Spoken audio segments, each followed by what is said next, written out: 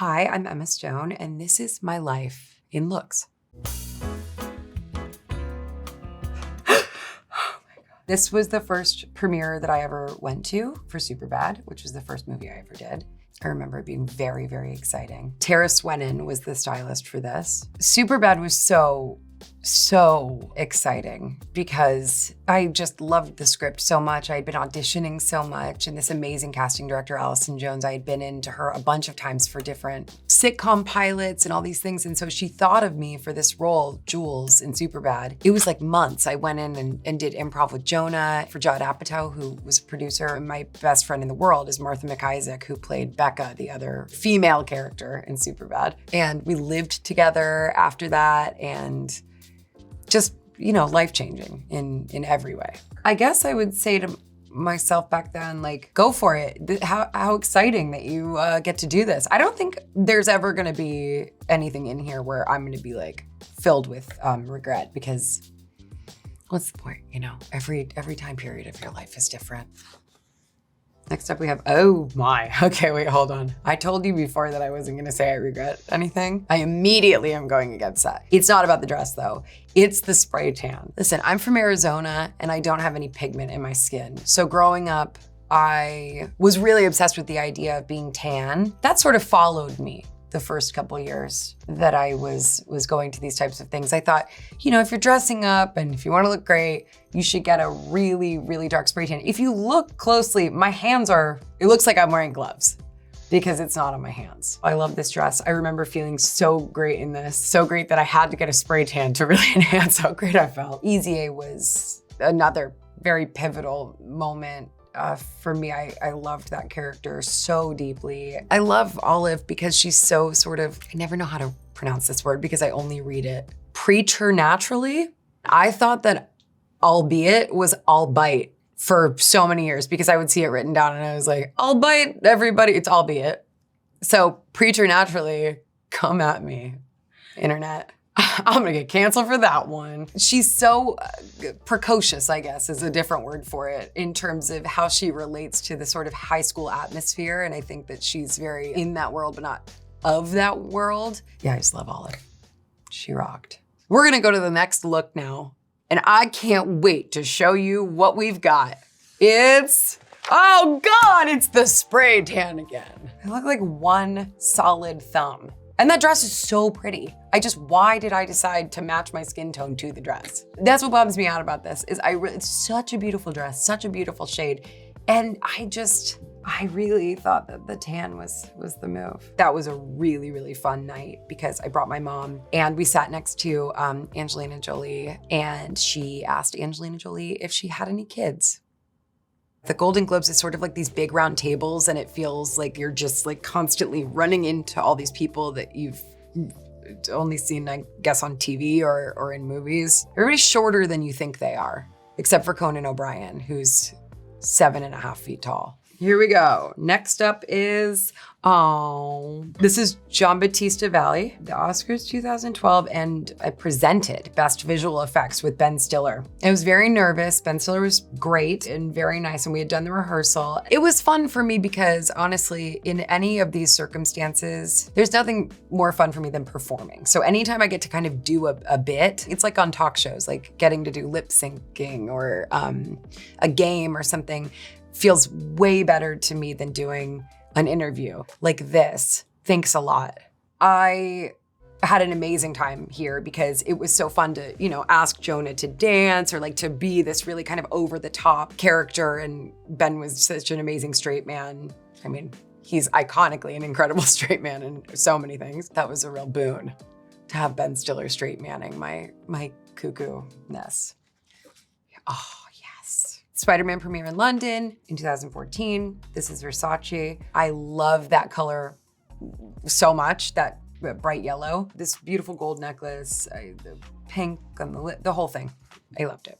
I mean, I really loved doing Spider-Man. I loved everybody I worked with. I met Andrew there. I met Sally Field. Mark Webb was wonderful. Like, it was really a special time in my life. So that's the recurring theme, is the people, more than kind of like the film itself, is what sticks with me for so long. And so I have only like the fondest memories of this whole experience. I will say the press tours for these films, I don't really know how people do it. I remember it being like 9 countries in maybe 2 weeks, and you're functioning in a state of jet lag never previously known to you. I felt truly psychotic the entire time. So I'm half dead in this picture, but I love the look. Okay. Oh yes. Okay, so this was Valentino. It was the Birdman premiere at Venice Film Festival. Mara Rozak, my hairdresser, as we say, not stylist, had just given me a fresh bob. We were very excited about this bob. Can't wait to get there again. Mara, she's over there. Please, soon. I loved the shade of this, the whole thing. And this was my first time at the Venice Film Festival, which is so incredible. You ride in gondolas everywhere. I'd never been to Venice, Italy before, and it feels very romantic and very intense, as you can see from, I mean, look at that guy. It feels like that energy coming at you, but then you get on a gondola and it's like quiet and you're on the canals. It was amazing. Birdman felt like I thought that Alejandro was joking when he asked me to do it. I was like, there's no way you want me to play this part with this incredible cast and you're the director. It was just really kind of threw me for a loop. It really freaked me out and made me so excited. And we had all these rehearsals for a month to choreograph everything because every scene was done in one take. And I do think that experience sort of shifted my relationship to films that I've wanted to be part of since. My instinct is just to choose high wire acts. I like when someone is swinging for the fences. Even if you miss, you're really trying for something and it doesn't feel like safe or complacent. And I don't expect to be in that position for a long time. While I have the opportunity to choose films that feel like that, that's what I try to do. And so Birdman was really kind of the birth of that.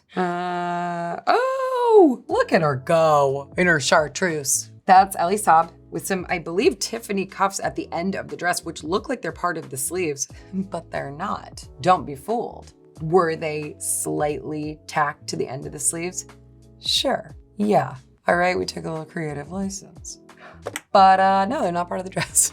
What is wrong with me? There's something so great about this color in general. Some might call it putrid, a little gross, you know, but not us. We love it. Even dyed the shoes to match, if you'll notice. Those did not come in that color, that's a dye job. The Lego movie was that year, and I got to get a Lego Oscar. So, great night. Oh, look! Wait, this was just the other day. Huh, right?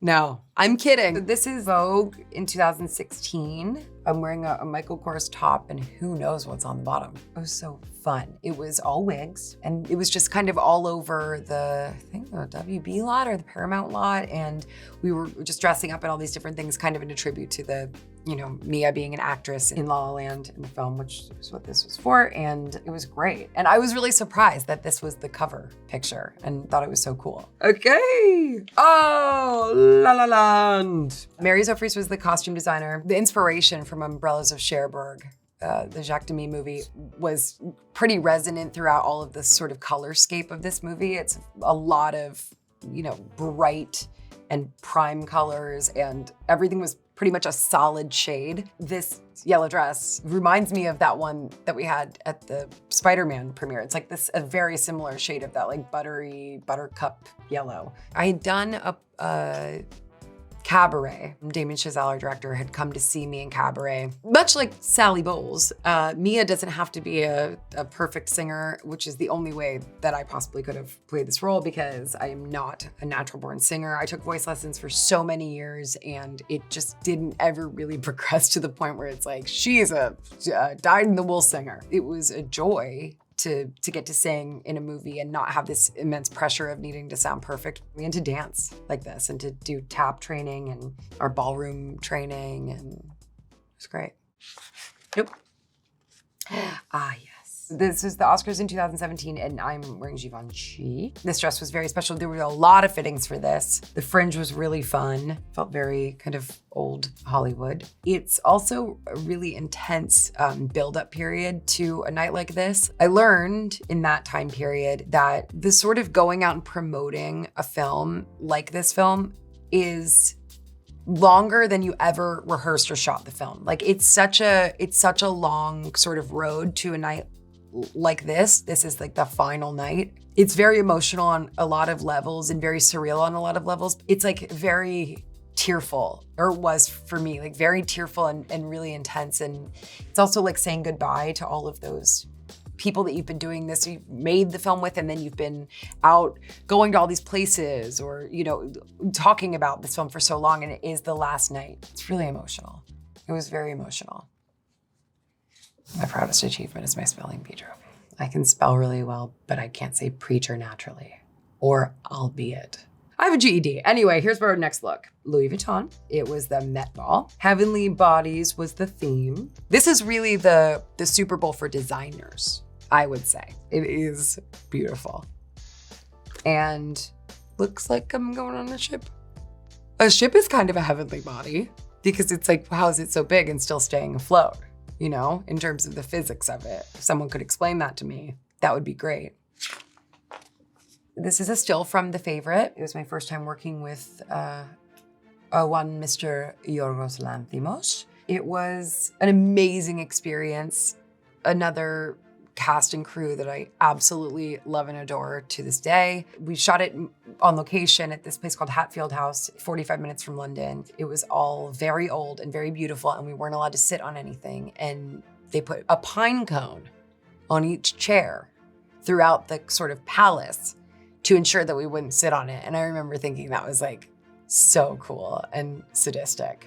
But you know what you could do? Don't tell them. You could lift up the pine cone and sit on it. This was Sandy Powell, costume designer. She's a genius, she's a legend. My first time ever really wearing a corset. I can confirm it does shift your organs after a while. My body shape was different for like, I would say about a month after The Favorite, because it was extremely tight. It pulls you in. I've got a very big rib cage, so it's like an intense thing to maneuver. My body was definitely not built for a corset. That's a gift that keeps on giving, because now I can really hold my breath for a long time underwater, and I think it's because of the corset. Okay.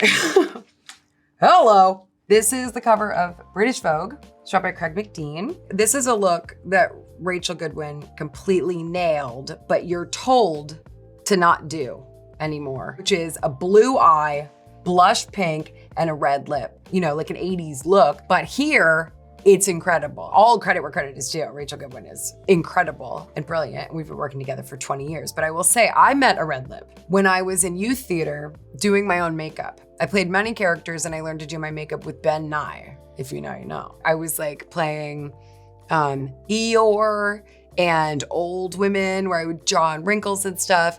And I definitely had to wear a red lip as a stepsister in Cinderella at the Herberger Theater Center.